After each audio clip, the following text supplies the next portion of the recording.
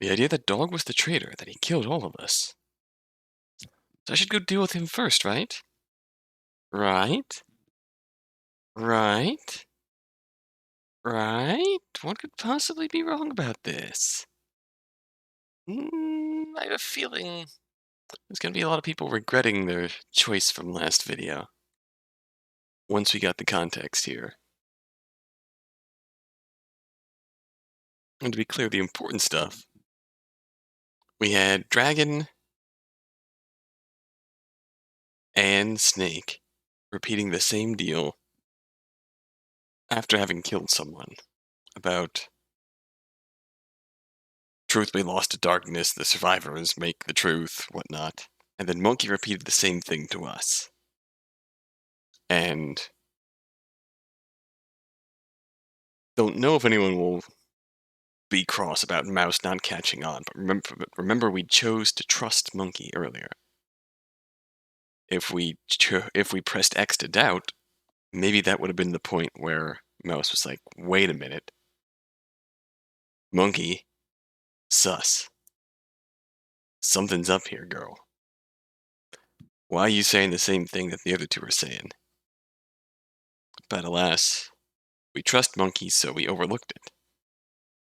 So, and this choice, we're going to see both options eventually, because it feels like we're definitely close to an ending. But it was a close choice for a while, but 59%. The final tally was like 59% says right. Of course. I had to be strong. I had to survive. Okay then. It's simple self-defense. He's killed 9 people. I'm not gonna let him make it 10. Monkey anxiously tapped her fingers to the side of the chair. Yes, Mouse. You're right. Your father would agree. That is the correct decision. It's a shame, but it has to be done. Could I suggest, Mouse, that you grab the pistol from Dragon's corpse? That should give you a major advantage. How'd you know there's a... Did we mention it to you? How'd you know? Right, good thinking, Monkey. Walked over to the horrific sight and did the accursed act of rummaging through the dead body. Sure enough, there was the pistol, and with it I summoned my resolve. I was here to bring back sanity. To do that, I needed to kill the madness. Kill Dog. Of course, to do that, I'd need to find him. First floor was covered, so that left the second and third. I had no basis to suspect that he'd be on one over the other, so I decided to start checking the third. Luckily enough, I stumbled across him soon enough. He was sitting lazily on a couch in some student commons area.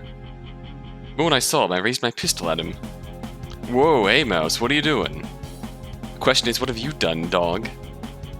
A lot of stuff, if I'm being honest, but I imagine you're talking about something specific. Stop with the games. You've killed 9 people, you don't get to joke around. 9 people? Wow, good job me. That's the first time I'm hearing about it, though. His expression didn't falter. Was he telling the truth? No, focus. Bullshit, you're the only one he could be. I mean, I have to imagine that's wrong, but I can tell based on your expression that you're not changing your mind. Right. And so you're determined to kill me before I kill you? Yes. By shooting me? Yes. Huh. Shooting me with a gun that has its safety on. Bold play. Let's see how it plays out. Safety on? Fuck, my lack of knowledge about guns was biting me in the ass. My eyes drifted to the weapon in my hands. In that instant, Dog made a blistering, quick move. Before I could do anything, he had pulled out a pistol from behind his back and shot me in the stomach. Fuck. He had another pistol. I tried to hold on, to fire back at him, but I didn't have it in me. Soon, I collapsed to the floor. I could feel the floor getting wet around me. I could feel my life slipping from me. I could hear the monotonous voice apologizing beyond my vision. Ah, damn. I meant to just hit your shoulder, to disarm you, you know. Too bad I'm a shitty shot. My bad. Really, this is on me. Fuck you. It was the last thought that crossed my mind before my grip on my consciousness slipped away. 10 of diamonds. Mouse confronting Dog is a bad idea for a number of reasons. Chief among them being that Mouse is horrible at confrontations. She's not heartless or skilled enough to take the initiative in a situation like that. Had she only fired first, talked later, things would have turned out so much better. That's not her nature, and so it won't happen. And so a new route must be found.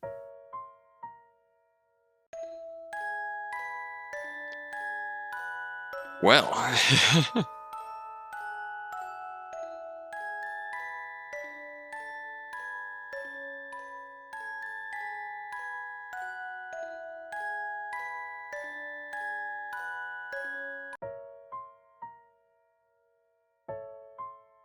suppose our next option is... I didn't expect to be back here so soon. Wrong. Maybe if Dog really was this monster, I'd be justified in striking first. But is Dog really behind it all? I would assume so. After all, he's the only one left, right? Just because he's the only one doesn't mean he did it. I mean, that makes it more likely, but you can't ignore all the evidence just to fit a narrative. The evidence just doesn't add up to Dog being a killer. Why only use a gun when killing pig and horse? He certainly doesn't seem to be the type to crush a windpipe or beat Tiger in a straight-up fight. Why would he leave the pistol in the library? Dragon and Snake weren't wrong that Bunny and Rooster's responses were suspicious. It just doesn't fit. Maybe, but I don't think anything you've just said is definitive. Dog might just be deceptively competent. At any rate, if it wasn't Dog, it has to be someone already dead, right? So who? Bunny? Rooster? Dragon? Snake? But we should start from the beginning, right? Need to really think things through. The whole world started to break when Pig was killed. Wanted to piece things back together, I need to start there. So then, person who killed Pig. Who killed Pig?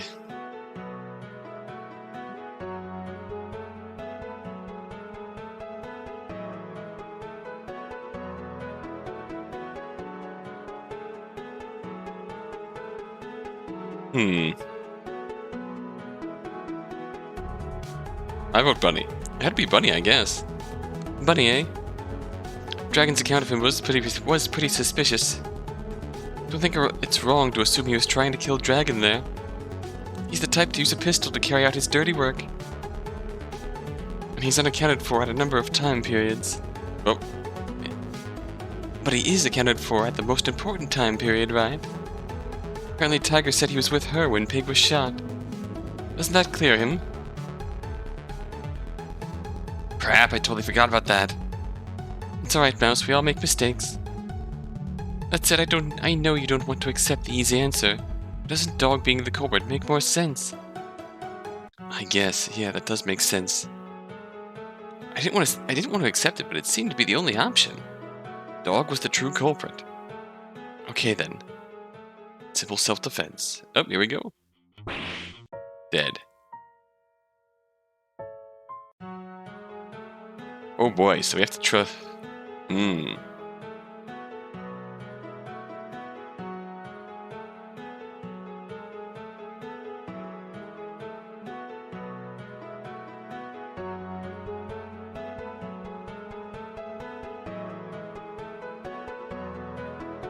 Sheep killed Pig. That's the answer. Sheep? Yeah, sheep. It's the only thing that makes sense. Height matches. Modus operandi matches. Most importantly, she doesn't have an alibi for when Pig was killed. In fact, we have explicit confirmation that she wasn't around when Pig was killed. She went and killed Pig. I don't know why. Perhaps she was the other traitor. But if she was the other traitor, Mouse, how did she end up dead? I'm getting to that. The mistake here is thinking of this as the act of one individual. Rather, this is a sequence of isolated incidents. Ah, Jesus. Okay, next comes who killed Sheep. Knowing what we know, I think the only likely suspect would be Tiger. Perhaps she figured out that Sheep killed Pig, although I have no idea. How, I have no idea. But judging by Sheep's cause of death and the information on the other suspects, it has to be Tiger who enters the library and kills Sheep. She thinks Sheep is still alone, but Horse is actually searching the same area as Sheep, just in the library's other room.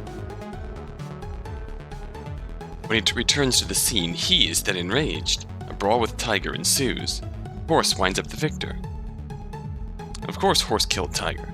It's the only thing that makes sense.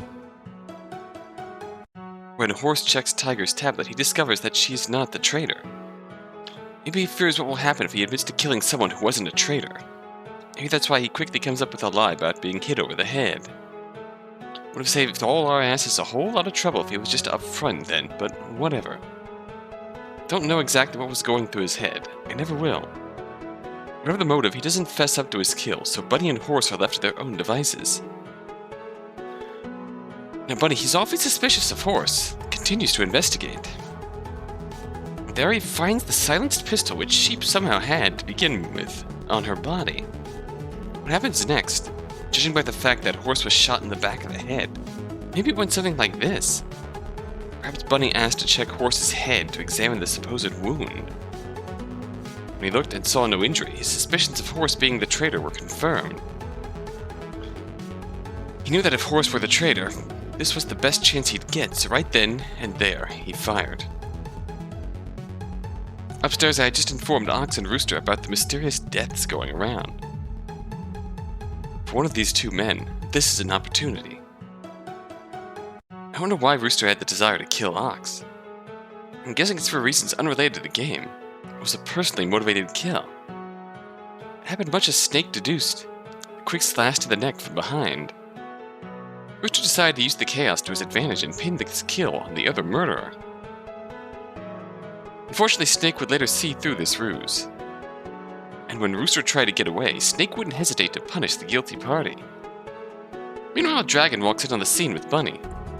Bunny tries to placate Dragon to show Horse's tablet, proving that he was the traitor. That Bunny was in the right. When Horse's tablet proves otherwise, this comes as a shock to both Dragon and Bunny. Bunny realizes Dragon's ill intent, perhaps killing intent, right away. Maybe he tried to pull a gun on Dragon to placate her, to buy time for him to explain himself. Whatever the motivation, it results in a misunderstanding and Dragon ends things right then and there. I see. That all makes sense. Well reasoned as usual, Mouse. But I must ask, what about Dragon and Snake's deaths? Surely those were caused by a major trinket, no? No, I don't think they were. After all, if I'm right, Dogs had no part in these proceedings. He had no reason to target the two. I think what actually happened might have been a lot more petty and tragic than that.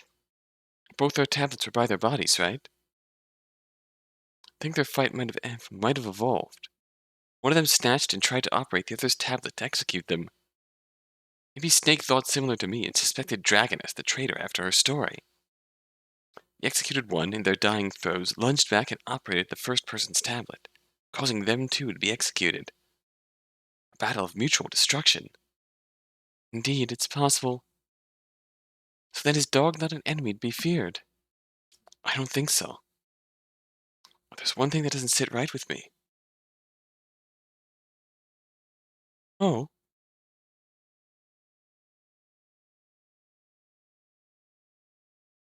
Well, none of this sits right with me, but I had to start somewhere. Pig's death is just weird. Why? You've lied to me, right, Monkey? What? Horse said that Sheep went to go undo you from your restraints. Have you told me nobody passed through the cafeteria on their own during the time of the murder? Oh, that. Don't know what to say, Mouse. I just have to assume Sheep made up some excuse to Horse. Reason to split up. Then she deliberately avoided the cafeteria, hoping to avoid detection from me. After all, she surely had some urge to not get caught, right? Yeah, that makes sense. Sorry for doubting you, Monkey. Not at all. There is no faith without doubt. Still, the awkward tension brought about by my accusation lingered in the air. You should get to work on trying to reach the finish line. Monkey began anxiously drumming on the side of her chair. If you gather the tablets and minor trinkets of all the victims, you should be able to reach it in very little time. And Dog? Surely if he had any sense, and if he was really alive, he'd have made his way back to the cafeteria by now, instead of fathering so much doubt. There was supposed to be a group meeting by now, correct? It is a true shame, but him not showing up must mean that he's not able to anymore. I thought about it for a moment, and realized Monkey was right. If Dog wasn't the culprit, then him not showing up must mean he's... Then would I be surviving alone? That felt horrible to think about, but... For now I should focus on collecting the tablets and trinkets like Monkey said. I began going around the school, collecting what I could find. But then, when I was going up the stairs to collect Ox and Rooster's tablets... I could feel blades piercing into my neck. What the hell? What was happening? Pain was on fire, but what really gripped me was confusion. I was being executed, right? To die like this? Instantly my mind doubled back to Dog. Dog, were my deductions wrong? Were you behind Snake and Dragon's deaths? Were you behind all the deaths? If not, why was I suddenly being executed for no rhyme or reason? Doesn't matter. Fuck. Finally, the excruciating pain won over my reasoning. My few remaining minutes alive, my head was filled with nothing but agony. I finally died. It was relief. 10 of Hearts? A fate far trickier to comprehend than most, one that requires a full understanding of the board. At any rate, one thing is simple. Mouse can't turn her head from the truth. If she discovers the true origins of the killings, this can be prevented.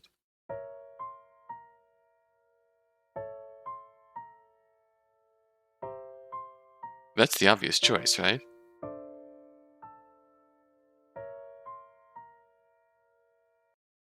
But for now, let's try this. If Snake and Dragon died like I said, there's no way you could have been ignorant of it, right? Oh, Mouse? I mean, I know you said you were focused on your meditation, but a conflict like that surely had to draw your attention. I just don't buy that you would calmly ignore when a dying person lunged at another with the intent to kill, when they were mere feet from you. I'm sorry, Mouse, those deaths truly fall under my responsibility. However, it's sad to say, but I completely missed the scene you described. No, you didn't just miss it. You said you heard them both cry out in pain. That's when you looked to them. That can't be what happened.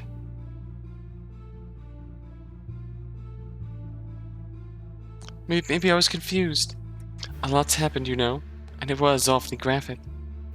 You know how unreliable memories get under times of stress. That's not the only thing I noticed, Monkey. A cold shiver went up my spine. Something in the back of my head was shouting at me to stop, to not push any farther. What did it matter at this point? Knowing the truth wouldn't help me at all. Let lying dogs rest. But I was just too curious. Sheep went from Pig's murder to the library. You should have passed by the cafeteria. You should have seen her. Mouse, that's not proof of anything. She probably deliberately took a route to avoid the cafeteria so I wouldn't spot her. Maybe. But that's not what's weird to me. What's weird is that horse said that she claimed she was going to let you free from your restraints again. It implies she also let you free from your restraints to input a move the round before. So did I. And I came by right at the end of the round. Which means when I helped you out, she must have already come to let you input your move. So Monkey, why didn't you tell me you had already input your move? That's... busted. There's something even more telling to me. When Horse and Sheep left to free you from your restraints, Bunny didn't even bat an eye. Not a single question of clarification. Almost as though he knew what Horse was referring to. Almost as though he just realized that she was doing what he did, and stayed silent just like I did. That's not all. Snake's alibi of Dragon was oddly caveated. He made sure the shot happened on the first floor. The shot happened on the 5th round, not the 4th. That the murder happened on the first floor.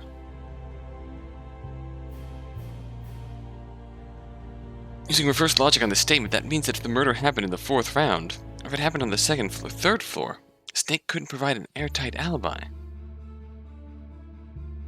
Now, why would that be the case? Perhaps did Dragon come down to help you from your restraints in the 4th round, and Snake helped you with those restraints in the 5th round? Mouse, what are you implying? My explanation of the murders is right, I think, but it doesn't account for why people have been acting weird. There might be one common denominator.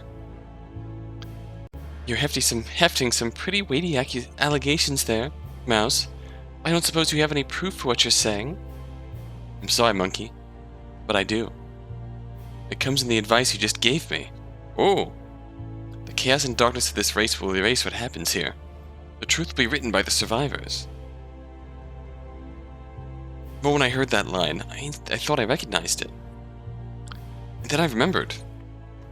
When Dragon was justifying murdering Bunny, she said, "After all, if the chaos and darkness of this race will tear away all of this shit, us survivors will write the truth." When I confronted Snake about his murder, he said, "This can all be erased by the chaos and darkness. A truth can be written by us survivors." That's not a coincidence, Monkey. Don't try to say it is. Monkey, what did you do? I was the one who made Brian the way he is. What? Wild shift in tone threw me for a complete loop. Still, I wanted to hear what she was saying. Well, that's not quite right. He was already heading down this path, but I didn't stop him. Not when I could have, at any rate. In fact, it's possible I encouraged him. What? I talked about all those conspiracy theories, about how his father was really innocent. It was fascinating to me. These weren't the standard crackpot nonsense. They were really thought out. Sometimes I couldn't help but wonder where he was getting all this information from. And I indulged him. I heard him out. I was well aware that it was wrong. It was wrong to enable him like this, but I was just curious. So curious. So curious to hear what he actually had to say. It was just such a fascinating case. So I engaged with him on the subject. I treated his assumptions as correct, and talked through them to see where it went. So instead of stopping his delusions, I enabled them till it was too late. Towards the end, I finally realized that I had gone too far. That he had gone too far. And he was no longer simply in denial, but he was actually putting belief in fantasies. That his value system had been corrupted. I tried to backtrack, to stop it, to snap him into reality, but that final meeting, the last one he showed up to, I really fucked it up. Monkey, what does this have to do with anything? I sat there, tied up, facing down death. The void of nothingness felt so overwhelming, so overpowering. But to distract myself, I started thinking of other things. Past meetings. Brian's theories. Oh, I started thinking to myself, what if he was right? What if these people did deserve to be here? My curiosity started eating at me again. Was Sheep really that naive? Was Tiger really that unstable? Was Dragon really that hateful? Was Snake really that cold-hearted? Mouse, you can't understand just how easy it was to push these people off the brink. I wasn't being some master manipulator. I was giving them the slightest taps on the back, and they fell so easily. It It was incredible.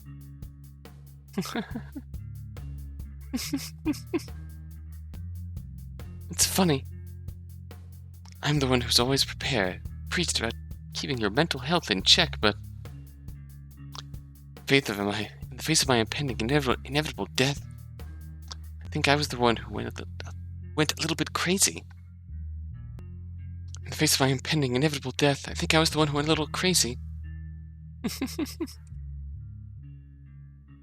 Look at this pathetic, chuckling lady with pure disgust and horror. This couldn't be the person I knew. This couldn't be my therapist. This couldn't be Jay Hansen. This was a demon. Someone who drove a group of people to murder for the comfort of a chair. And for what? Curiosity?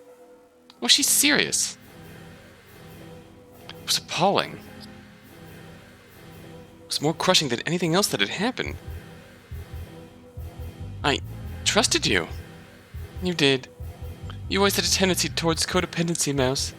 Make sure to promote that to your next therapist. You're horrible. I don't even know you.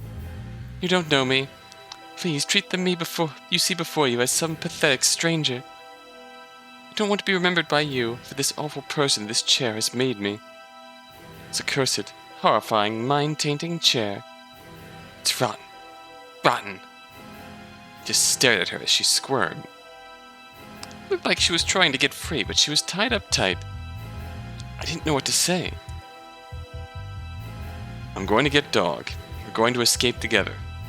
You do that. I started to walk away, but before I could leave, Monkey chimed up once more. Mouse? What? Before I finally, truly meet my maker. I'm confessing everything. There's something else I think you should know. About Brian? No. I wasn't in the mood, but goddammit, I couldn't just not ask her to go on. What is it? Go get Dog first. I think he'd be interested to hear about this as well. Fine. And like that, I left Monkey and began to search through the school for more for Dog. It took a while, but eventually I find him lying on a couch in some student commons area on the 3rd floor. Dog! What the hell are you doing? Oh, Mouse. Definitely not napping, that's for sure. You're telling me that all this shit has been going down and you've been here napping? Mouse, I literally just said I definitely wasn't napping. Didn't you hear me? Can't believe this. We're in a death game. You have to input an action every round. And what if you slept through a round and got executed? Well, first of all, that would be really funny. Second, it's not like I've been sleeping, just resting. We were supposed to meet again in 2 rounds at the cafeteria. So, full disclosure, I totally forgot about that until you just said that 2 seconds ago. Couldn't even think of any other words. He was the only other person getting out of this alive? Could hear the gods laughing. Imagine I'm in for an earful from Ox when I get back down there. I wish. Oh? I filled him in on everything that had happened. Took it better than one would expect, which I couldn't even call surprising at this point. That's pretty fucking rough, huh? Yeah, you're telling me. You know, I think I want to have a little chat with Monkey now. So do I. Plus, she has something important to tell us. Something important? Goody. Like that, the 2 of us made our way down to the cafeteria. There, for the final time, I was met with a shocking sight. Oh, where I expected Monkey to be tied up, I was met with an empty chair and jump ropes on the floor. Are you serious? Are you fucking serious? I can't leave anywhere for a minute without everything exploding. That's, yeah, wow. Alright, so a total psycho has escaped. What's our plan now? Has she? What do you mean? The ropes are off. She clearly got out of them. But look at this. Dog walked over to them and picked them up. These were cut, deliberately. Okay, well, I guess she had a bladed instrument on her. Mouse, you know that doesn't make sense, right? Between the traitor announcements and Monkey being tied up, she was under constant surveillance this whole time. She never had time to grab a knife. So fine, she got it beforehand. before the traitor announcements, was there any reason why Monkey would grab a knife? Or alternatively, is there any way that she would just have a knife on her person beforehand? Even if she is the complete nutcase you described her as, that just doesn't add up. She must have cut the rope somehow. Must she have? Dog, you're not seriously going to suggest that someone else helped her escape, are you? No, but I am going to suggest that someone else cut those ropes. Who? Who could have done that? Because I left her tied up now. You were supposedly napping on the 3rd floor, and everyone else is dead. Pig was shot through the chest. Sheep had her neck snapped. Tiger bled to death. Ox's throat was slit with a knife. Horse was shot point blank in the back of the head. Bunny was beaten and strangled to death. Rooster was stabbed again, to death. And Dragon and Snake both were executed by each other. There's nobody who should have been able to free her. Hey, I'm not here to give you an answer. I'm just saying. It seems to me like there has to be a third party involved. It seems to me like they wanted to make it look like Monkey escaped on her own. I didn't know what to say to that. We're left with an unsolvable mystery in the wake of Monkey's disappearance. All I was left to do was gather everyone's tablets and minor trinkets and finish the race. The whole time I was on edge, expecting a final surprise, an attack from the escaped traitor. And in the end, nothing came of it. It was a peaceful finish. No, not peaceful. Silent. The dead dog and I ended the game alive. Ox, tiger, bunny, dragon, snake, horse, sheep, rooster, and pig ended it dead. And Monkey ended it missing. That face, though. A truly nasty path for a mouse to walk. Unrelenting, brutal, shocking. More to the point, there are too many key sacrifices with this line of play. Not to mention it's all a bit much, no? On the whole, there's not much potential with this traitor pairing.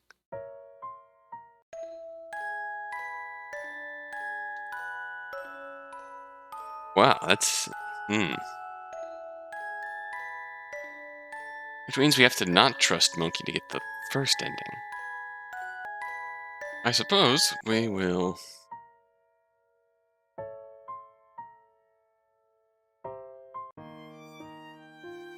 Can I trust Monkey? I hesitated for a second. I don't know if that's the case anymore, Monkey. What? Uh-oh, the look. I mean, you're great and all, but, you know, you're a traitor. I'm glad you outed yourself, but... I didn't know what to say. It felt shameful to let my dark suspicions out in the open like that. I just couldn't lie to Monkey. Monkey, for her part, sighed. Oh, Mouse. I understand your thoughts. At the very least, I thought you would see I bared the group no harm. With that awkward endpoint, I left our conversation, making my way back to the room Pig occupied. Oh.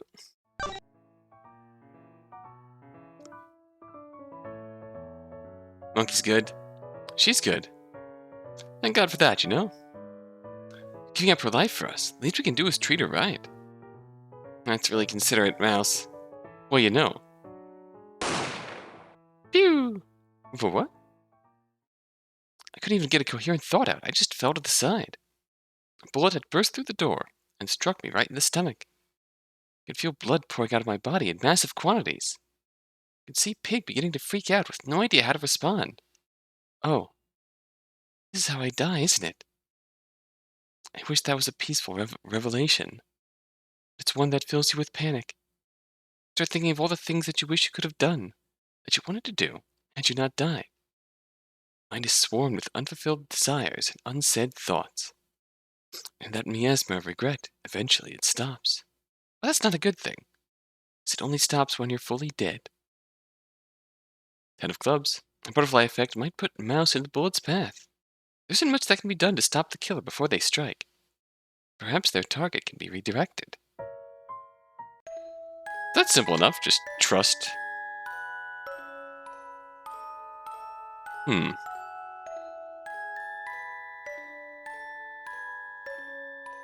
Okay, so I was a bit incorrect.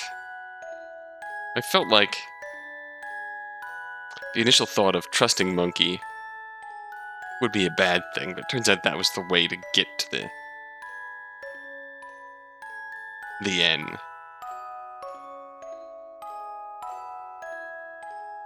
Huh.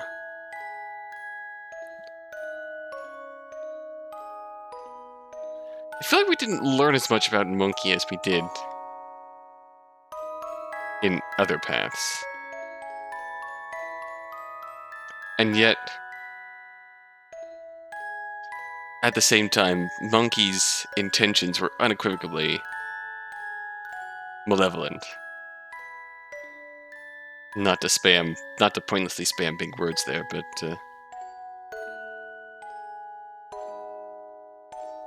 Pig acted out of desperation. Monkey acted out of, why the hell not? Let's see what happens.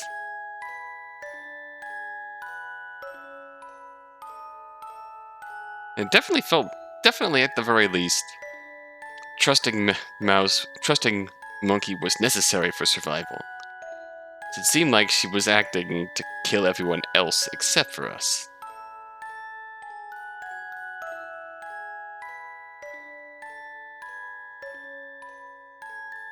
So the one question that remains unanswered is, how exactly did we die in that third ending?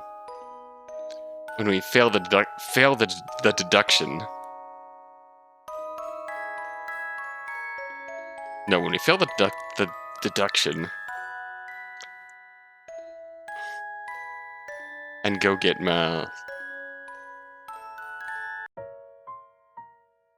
and go fetch dog.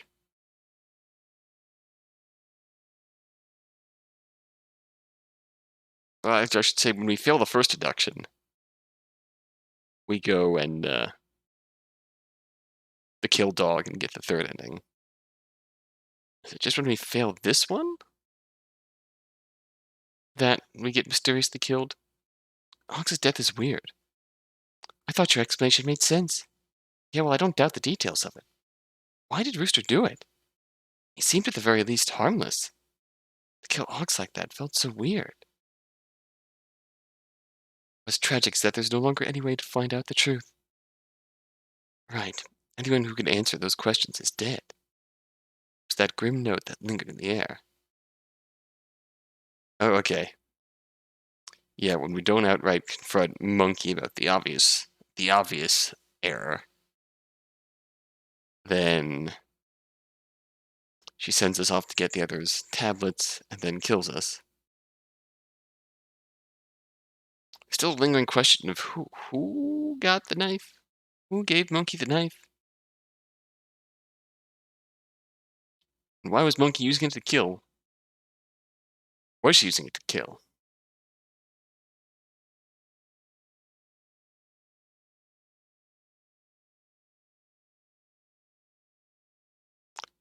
She didn't actually kill anyone, so it couldn't have been the bloody knife of stab you to move forward a bunch.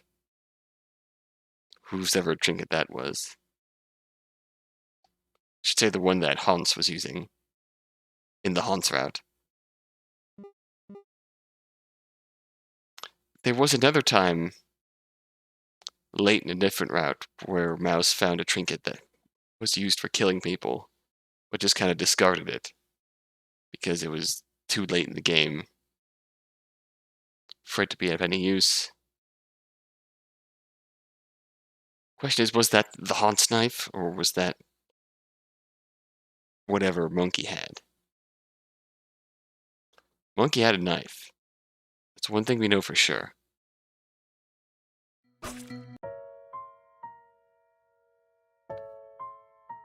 Okay. I think we finally reached the end of this branch. The question is, what do we do next?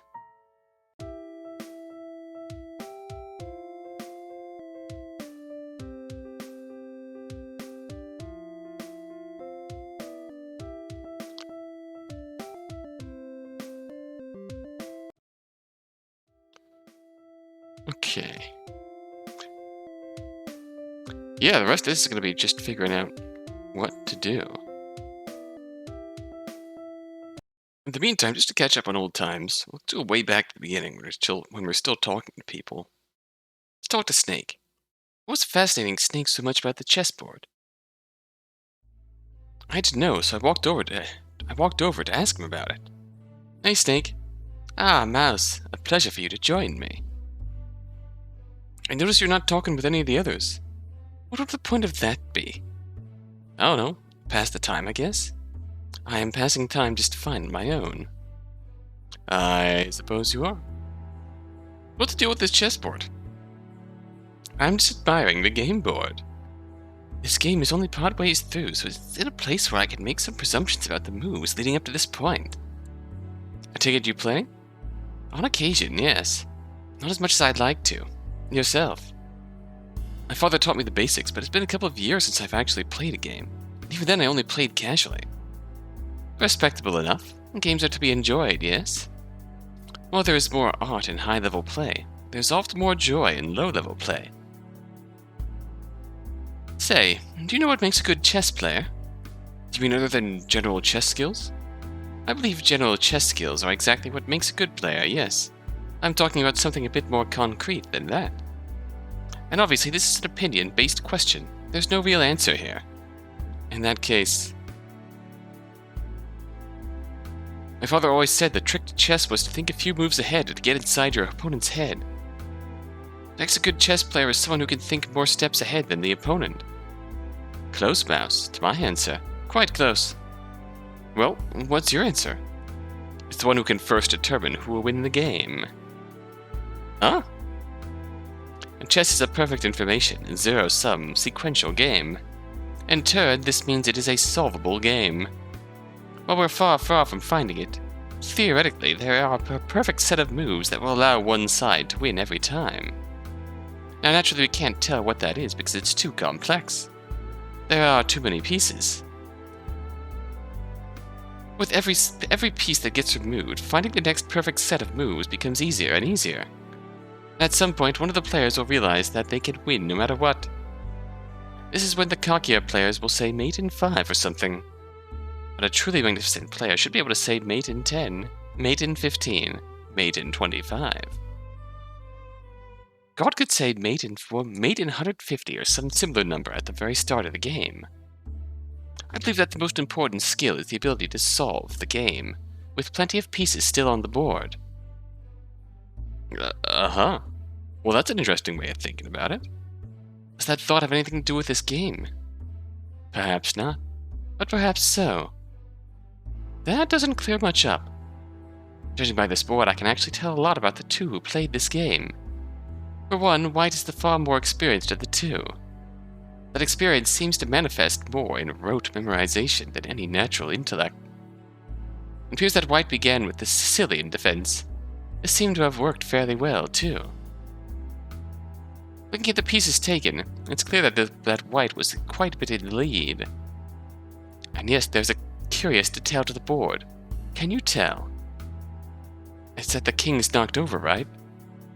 That's the universal symbol of surrender. Precisely.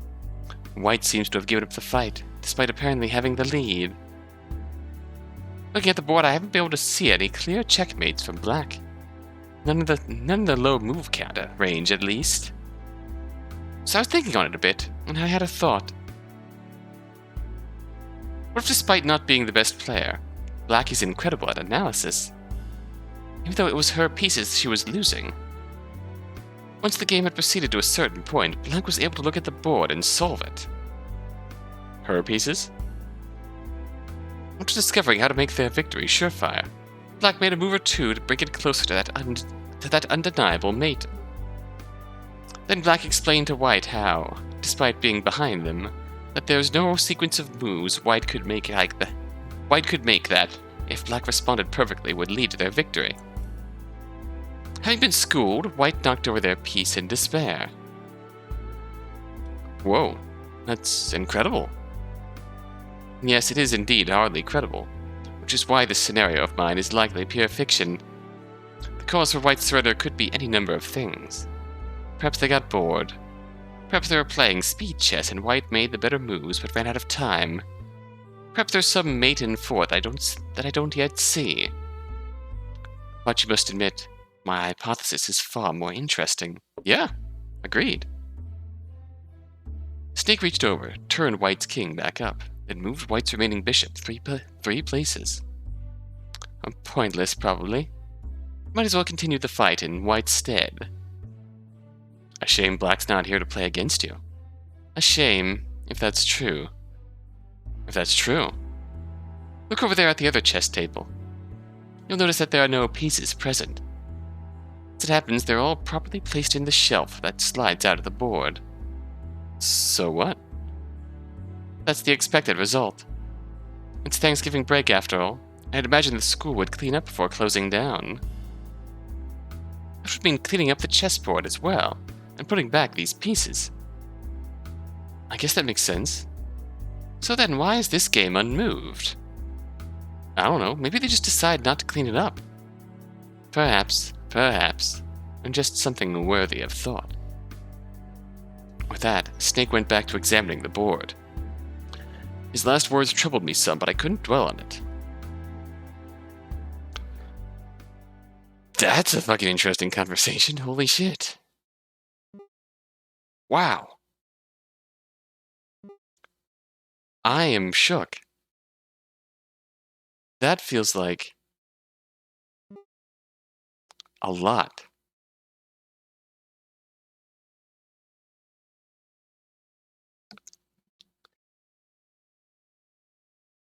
We have the better player.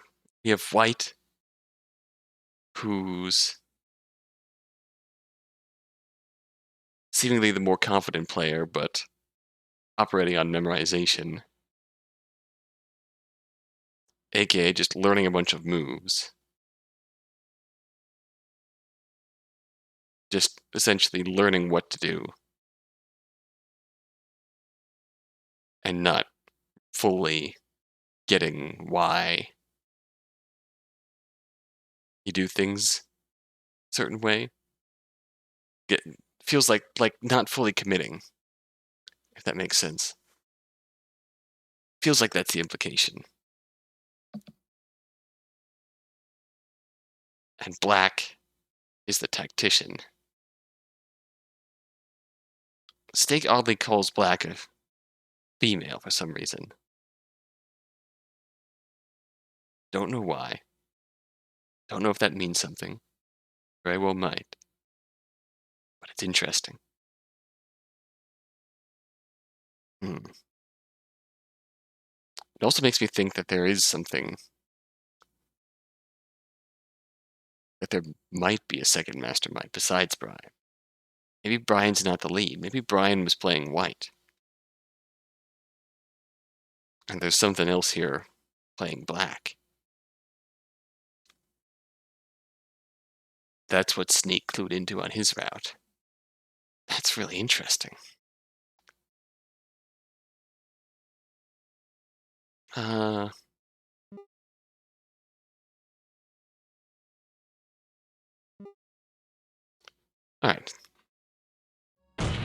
Oh, I've seen this.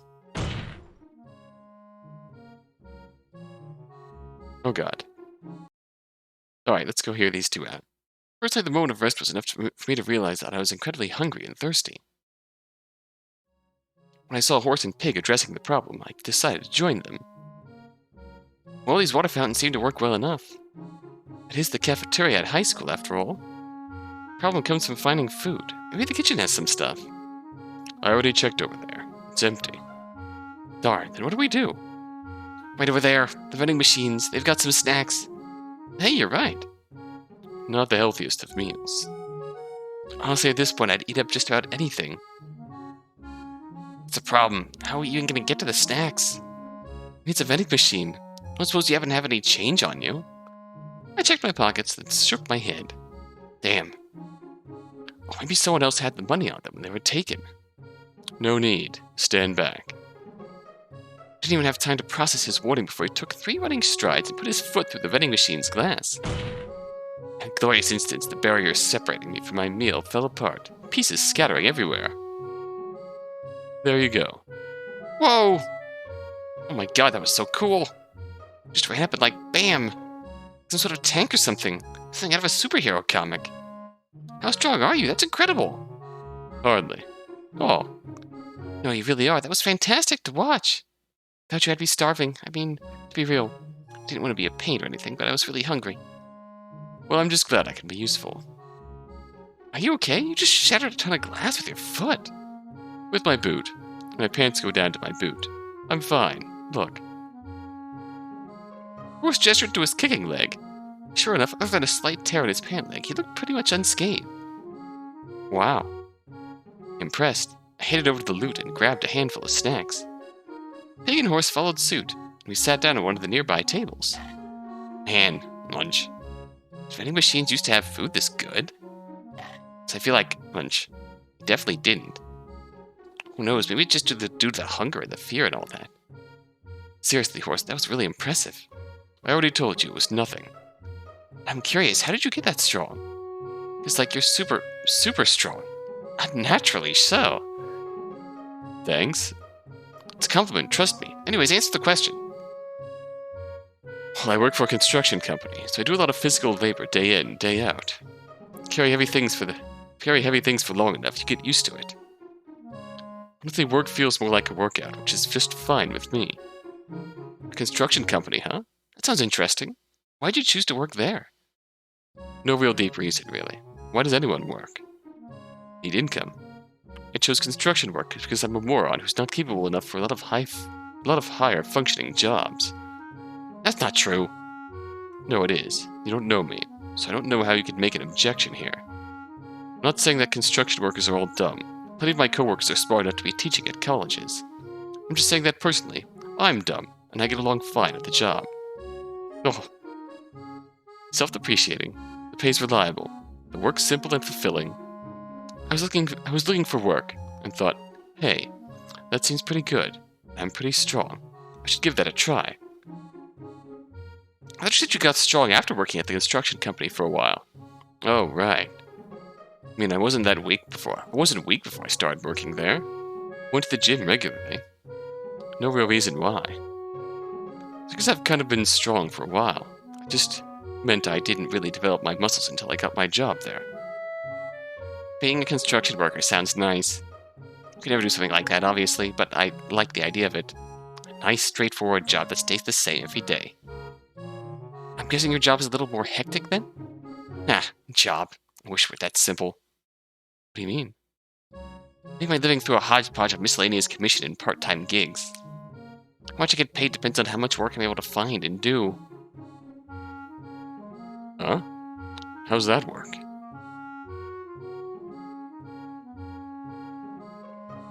Well, back in college, I got the bright idea that I didn't want to have some boring, normal job. I thought I could make more than enough by doing things online. That's been kind of a disaster, but I'm kind of making it work, if only by juggling 1,000 projects. What kind of projects? I do a lot of investigative research, write commissioned articles for a lot of different websites, but be it think pieces or pop culture takedowns or current events. I also have my own blog, which makes piss-poor ad revenue, but it's got a fair enough following, seeing as it's only a scattered assortment of random essay topics I think of in my free time. I'm also something of a graphic designer, so a lot of people will hire me for small projects, helping make their things pretty. I've also got some video editing experience, so I handle things of that nature whenever I can. Oh, and I guess on a couple of podcasts. That's most of it, usually. Man, how do you possibly manage all of that? Copious amounts of day planners and caffeine. Sounds like a nightmare to me. I'm not cut out for that sort of life. Sometimes I wonder if I am either. Why don't you get a normal job, then? And with all this, your resume should be pretty packed, right? I don't know about that. I'm not sure working for just one company on their schedule really suits me. Yeah, I know I complain about how I make my living, but I do enjoy it deep down. Yeah, I can understand that. Law school is rarely fun, but I'm pretty firm in what I want to do in life. So you're still in school? Yes, but I'm almost done with it. Law school takes a while, you know? Makes sense. It's good that you're becoming a lawyer. We need good lawyers. That's a rare take, but I'm thankful for it. I'll try to be. It was nice to take a break to eat and drink. So I ought to talk with as many people as I can while I still have the chance. Oh, let's talk with our last crew here, dog and sheep. Neither sheep nor dog looked particularly upbeat. Not that I could blame them. The two seemed to be having a rather bleak conversation at the side of the room, so I thought they could use some cheering up. Do you really think they're gonna kill us? Who knows? We can only hope. Hey guys, what's going on? Just craving the sweet embrace of death, Mouse. How about you? Not much. We're just talking about how we're probably gonna die today. Yeah? I thought you said that was just one possibility. Yeah, a pretty likely possibility. Hey, now let's cut it with that sort of talk. I don't want to be like Tiger and say this situation is a good thing or anything. If we start thinking negatively, things are just gonna get worse.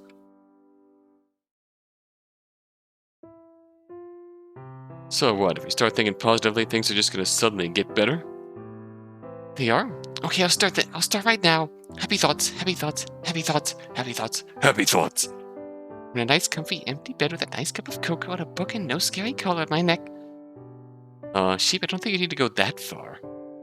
Let her try to delude herself if she wants. While we're at it, how about you stop trying to make me cheer up as well, huh? What? I'm a pretty chilled out guy in most things.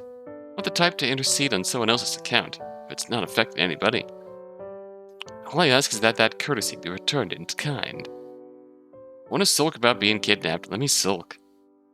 Not your place to tell people how to cope. Oh. Well, I'm sorry about that, dog. I didn't mean to be pushy or anything. That's fine. I don't really care. Just don't do it again. So, Sheep, you said earlier that you're pretty sure that the 12 of us is everybody. Why did you think that? Oh, just a guess based on the animals here. I have to think that whatever is happening is based loosely on the Chinese zodiac animals. Zodiac animals? Oh yeah, I've heard of those. A patron of mine was talking about them a while back. Wait, patron? I run a bar. Didn't used to, but now I do. Get a load of customers, most of which I like to talk a lot. Anyways, if I remember right, every animal has a year. Like it's a 12-year cycle or something, right? Sort of. It's true that having the year of the dragon, or year of the snake, is probably the most common place where you'd hear them. However, that's just the tip of the iceberg. The zodiac animals actually have a lot of cultural significance. It makes you think that this is inspired by the zodiac animals anyway. Well, for one, the 12 of our animal masks are exactly the 12 zodiac animals. Yeah, that's pretty compelling evidence right there. And also the kidnapper called himself the Jade Emperor, right? That's also a reference to the story of the zodiac animals. More specifically, the Zodiac Race. I'm not familiar with that part of the legend. Okay, so the specifics of the story actually change around a lot, depending on which version you're reading. A lot of old myths are like that. The Jade Emperor is usually considered the person who held that race, the one who gave each of the fastest 12 animals their position. And by the race, I'm referring to the Zodiac Race, which was apparently this big race where all the animals competed, and the top 12 got places in the Zodiac calendar. 12 fastest are the animals you see here, and the order is fixed, though how exactly each animal got their position is sometimes open for interpretation. For instance, it's generally accepted that the mouse finished first by riding on the ox and then jumping ahead at the end. But other parts, such as the dragon stopping to save villagers or the snake scaring off the horse, those alter from telling to telling. Wow, you're really knowledgeable at that stuff. Thanks. I'd like to read these sorts of tales. I actually recently became a librarian after leaving my old job. Well, there's one part of the story that's been rubbing me the wrong way. Oh? Well, it could be nothing. Just, Basically, a lot of the stories have it where there was actually a 13th contestant, the cat, who was disqualified because the mouse tricked them. Oh? It's meant to explain why cats hate mice. Oh, how naughty. I didn't know you had that sort of treachery in you, Mouse. I didn't. Never. You know what? This isn't worth arguing. So why are you making this up, Sheep? No reason. I'm just wondering if that aspect of the story had any significance, seeing as our captor seems to be emulating the story. Gotcha. Thanks for letting me talk about that, Mouse. I'm feeling a bit better now. No need to thank me for that. After all, you did most of the work there. Does talking with me make you feel worse? It's honestly understandable. Same hat, dog. No, it's just... I don't know. We're all gonna die. Okay, yes, it makes me feel worse. I'm feeling like there's a lot of pressure right now. What to say? Oh gosh. Why are you feeling pressured? Why exactly are you so nervous? Because I got kidnapped by a mysterious person. Now there's a bunch of strange people around it. There's also a big scary little collar on my neck. You know what? Fair. I'm not sure what answer you're hoping to get out of her there, Mouse. Oh.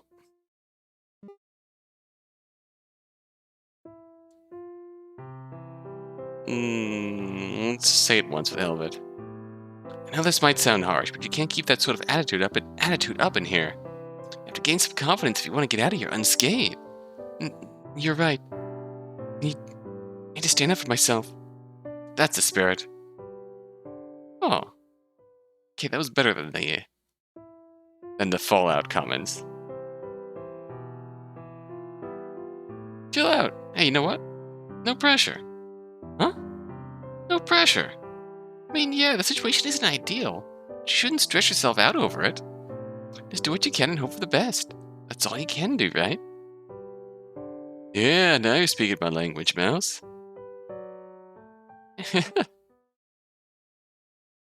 So we have the sheep answer, mouse answer. Don't worry, sheep. We're a team. Make sure that we can get through this working together. Thanks, Mouse, but... thanks. Alright.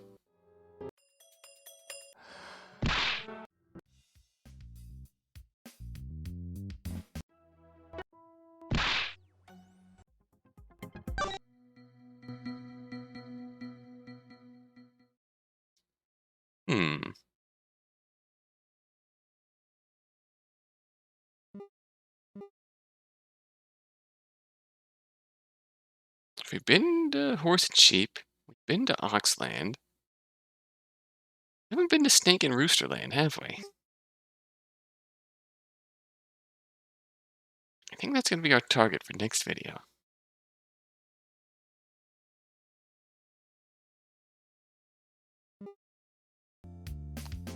Also, this is monkey adjacent, so the answer is 6. But if we enter this, I had it.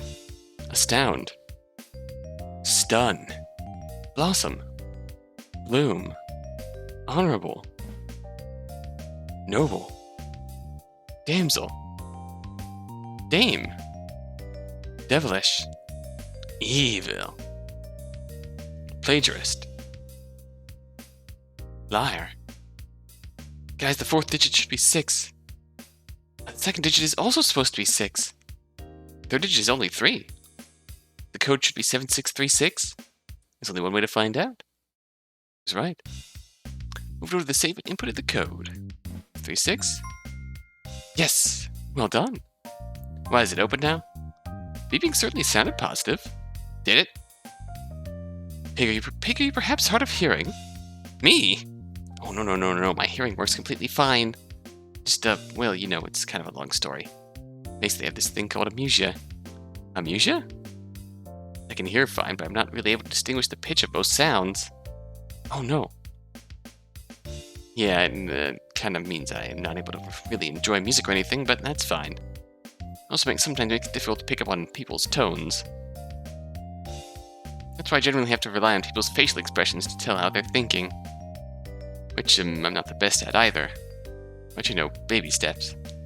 Anyways, enough about me. Let's get a look inside the safe. Without another word, Pig leaned over and grabbed the safe's handle.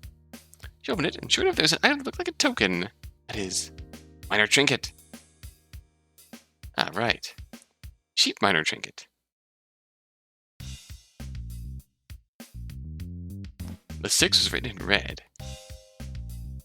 We'll come back to that. I just wanted to show that off. What else do we have here? Oh yeah, we're leaving that here. We're leaving that to come back to that later. These are 3 second round branches. At this point, we have done all 3.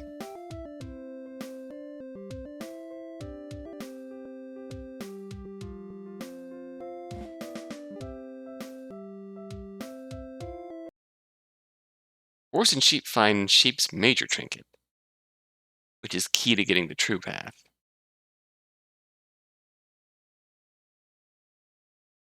There's one other thing we can try. Focus on the computer. You're a prosecutor, right? Surely you can handle it yourself. I'm working on something else right now. Suit yourself. Then he turned his back to the book he was holding in his hands. I turned back to this computer. What could that password be? I noticed there was a button to give a reminder that a lot of computers had. Maybe you could help. I clicked on it and a rather odd message displayed. The date it began. It was way too ominous to be a regular passwords hint. I suspected this was something Brian had set up. So what was it? Presumably he was referring to this race. Then what was today's date? The day I was kidnapped was the 24th of November. Assuming I hadn't been asleep for over a day, which would have been crazy, today should be the 25th. And the password should be 1125, right? Except like I couldn't input a slash. It'd just be 1125. My fingers on the keyboard.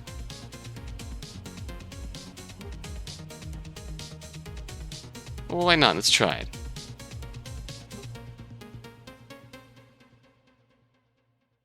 Tried to input the password, but the computer wouldn't let me in. Huh? Thought I had it. Tried another guess, but again, it was no use. Dang, I guess it wouldn't be that easy, huh? Hey, Mouse, how you doing over there? Should probably get back to the cafeteria soon. Looks like I was out of time. Fortunately, the computer would have to remain locked. For now. Yeah, I'm good. Did you find anything? No, I don't think I did. A hint at most. Moving on, you should input your actions for this round in this room, then come join us. Alright, I will. With that, Ox walked out of this room. Interesting. So instead of getting a trinket, which I don't remember if we actually get a trinket from that, we get something, access to something bigger. Which means we need to learn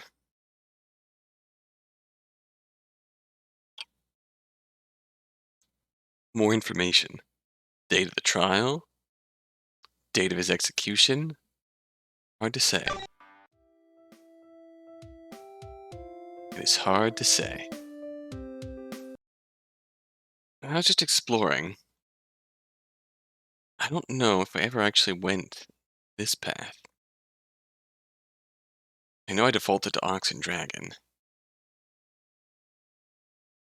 And we had this choice, where we just went with it.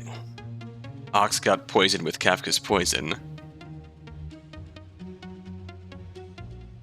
And we went this route. Dragon steals the whistle of binding and whatever, and it starts the gang war.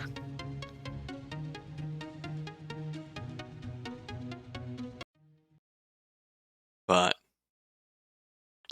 we've never tried any of those paths for Bunny and Dog. With Bunny and Dog. Hey, great to work with you some more. Whoopee. I guess that leaves me with Ox and Dragon? Oh no, I should have picked something sooner. Hey, what the hell is that supposed to mean? To speed things up, since time is now more of the essence, I say we should only reconvene at the cafeteria once every 2 rounds. Sound good? Sure thing. No one gave a shit about that rule in the first place. I don't... Ox, drop it. It's not worth arguing. Fine. This is fine with everybody. The situation works, right?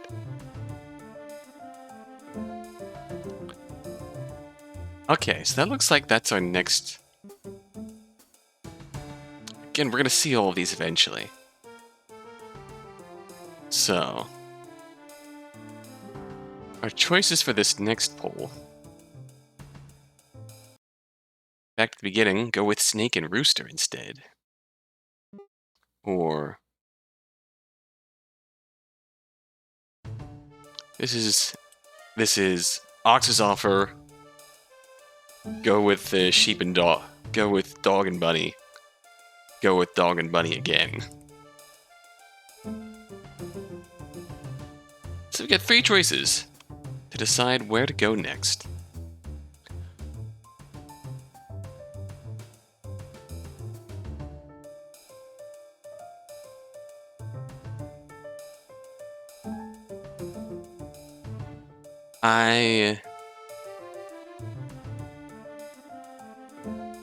I mean, I should probably reflect on Monkey's route, shouldn't I? I don't know, I just kind of blew past the end there. If only because... wasn't much resolution in the end. Which either that's going to put a route a few notches below on the route tier list, or maybe it means something more significant. Maybe she's playing black, and Brian's playing white on the chessboard. That would be a hell of a twist if she was actually the mastermind in the group, while Brian's the mastermind running the game. I would respect the hell out of this game if it went that route. I don't know if it will. It seems like she genuinely sacrifices herself in other routes.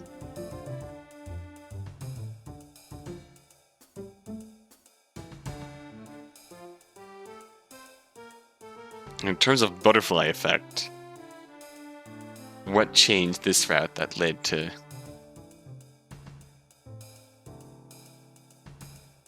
things going so badly off the rails? Maybe butterfly effect of mouse going instead of pig. Obviously that triggers pig to start thinking about taking action because she is the person, she's the desperate one.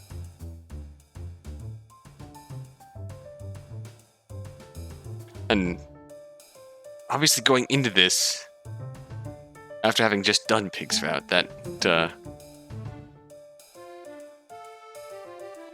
really makes it suspicious right away, because the game is everyone's desperate. Everyone's the desperate personality, and that's why they're killing each other. But no, the desperate personality died first.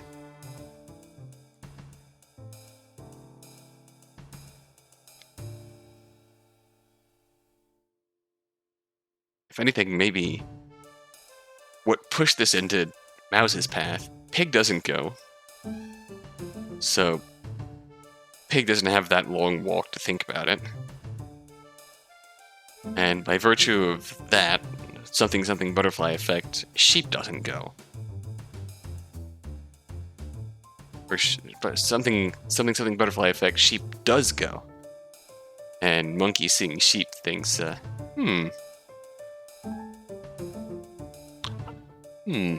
Sheep, I must break you now.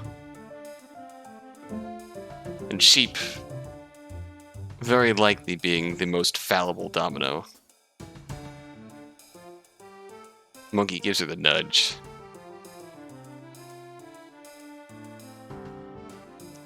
Yeah. Sheep is probably the easiest one to manipulate in the group.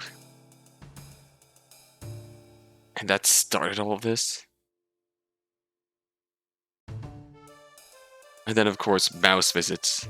And by virtue of Monkey being Mouse's therapist, Monkey knows how to cultivate trust with her. And by virtue of that, manipulate her. She did tell us right up front that curiosity was her fatal flaw, I guess. Hmm. Oh no, I don't know. Her actions are certainly certainly worse than Pig's.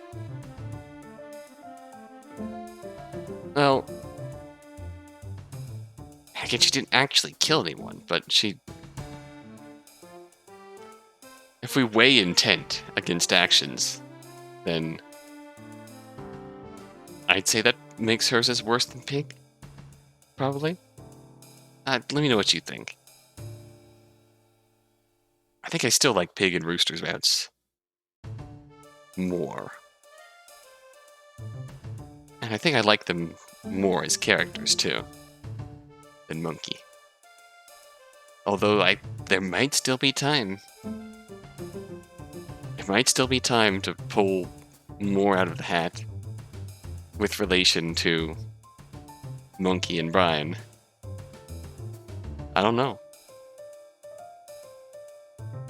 If they do, that'll put her over the top. That'll give her a leg up on my character tier list. But until then,